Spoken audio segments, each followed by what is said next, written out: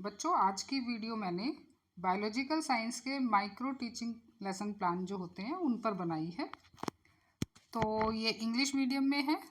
तो इस वीडियो में मैंने जो स्किल्स कवर किए हैं वो इंट्रोडक्टरी स्किल है, क्वेश्चनिंग स्किल है, स्टिमुलस वेरिएशन, इलस्ट्रेशन और ब्लैक बोर्ड स्किल।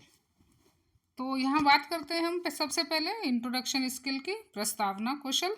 जैसा कि आप जानते ही हैं, प्रस्तावना कौशल जो टीचर है वो अपने टॉपिक को बच्चों के सामने इंट्रोड्यूस करने के लिए यूज़ करता है। तो यहाँ इसमें टीचर कुछ क्वेश्चंस बच्चों से पूछता है और फिर बच्चा जब एक क्वेश्चन को, लास्ट का क्वेश्चन जो है वो कंटेंट से रिलेटेड इस तरह का पूछता है जिससे बच्चा उसका आंसर सही बताने में कैपेबल नहीं होता है, और ठीक उसी समय टीचर जो है वो अपना टॉपिक इंट्रोड्यूस करता है और उस टॉपिक को बोर्ड पर लिखता है। तो यहाँ जो इसका टॉपिक है वो ब्लड है और ये 9th क्लास का लेसन प्लान है। तो यहाँ इन्होंने कुछ क्वेश्चंस किए हैं ब्लड के बारे में कि जैसे what happen when you drive at high speed on the road. तो इन्होंने बोला है कि भाई एक्सीडेंट हो सकता है। इससे रिलेटेड फिर दूसरा क्वेश्चन होता है, पूछा है कि what happens when accident take place. तो इंजर्ड हो जाता है बच्चा या कोई भी व्यक्ति, और इंजरी क्या करती है, हमें क्या करती है, उसमें ब्लड फ्लो होता है बहुत ही हाई स्पीड पर। तो इस तरह से ये ब्लड का फिर इन्होंने कलर पूछा है और फिर ब्लड के बारे में। तो जो ब्लड के बारे में बच्चा बताने में यहाँ पर उतना कैपेबल नहीं है, तो इस तरह से फिर इन्होंने उसके अपने टॉपिक को डिक्लेयर किया है। ये यहाँ पर teaching material, teaching add use की है।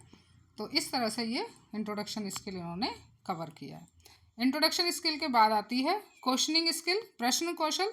तो प्रश्न कौशल जिसमें कि टीचर जो है क्वेश्चंस बच्चे से पूछता है और उसके क्वेश्चंस के आंसर बच्चा देता है। तो यहाँ पर जो क्वेश्चंस हैं वो एक तरह से एक दूसरे से या कंटेंट से रिलेटेड पूछने चाहिए और स्पेसिफिक होने चाहिए, और उनको जो है एक तरह से संक्षिप्त भी होने चाहिए। यानी ज़्यादा ऐसे क्वेश्चन नहीं पूछने चाहिए जिसका आंसर लॉन्ग हो या बच्चा देने में उतना कैपेबल नहीं हो।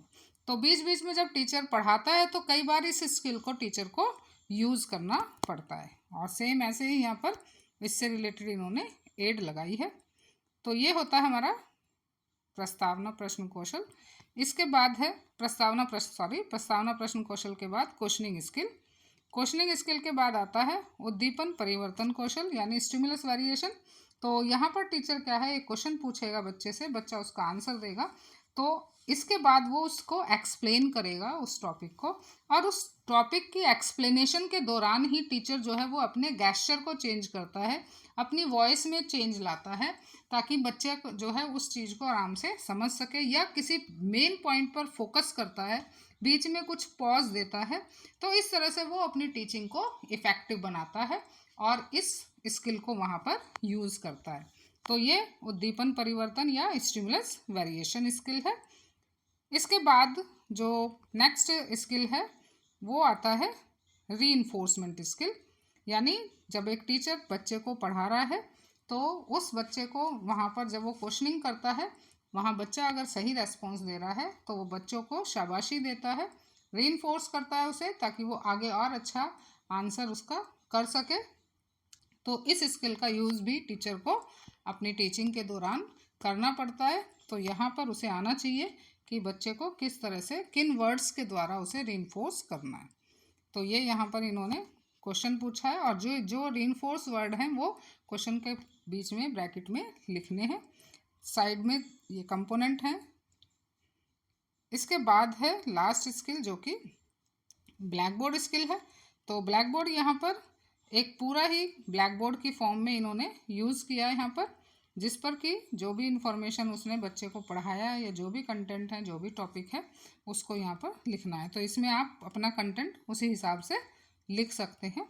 तो यहाँ पर लिखने में क्या है, एक तो जो क्लैरिटी होनी चाहिए राइटिंग की, ब्लैक बोर्ड स्किल के जो मेन कंपोनेंट्स हैं उनमें क्लैरिटी होनी चाहिए। ब्लैक बोर्ड जो वर्क है वो एडिक्वेट होना चाहिए, और जो भी आपका ब्लैक बोर्ड वर्क है वो क्लैरिफाई होना चाहिए, यानी क्लीनलीनेस होनी चाहिए। कई बार टीचर क्या कुछ कहीं लिख देते हैं, कुछ कहीं लिख देते हैं। एक सिस्टमेटिक ब्लैक बोर्ड वर्क होना चाहिए, वही एक टीचर की टीचिंग को इफ़ेक्टिव बनाता है। तो इस तरह से ये यहाँ पर इन स्किल्स को मैंने कवर किया है। आई होप आपको ये वीडियो अच्छी लगी होगी और आप अपना सेशनल वर्क इससे पूरा कर सकते हैं। वीडियो अच्छी लगी है तो लाइक करिए, शेयर करिए और चैनल पर नए हैं तो प्लीज़ सब्सक्राइब करिए।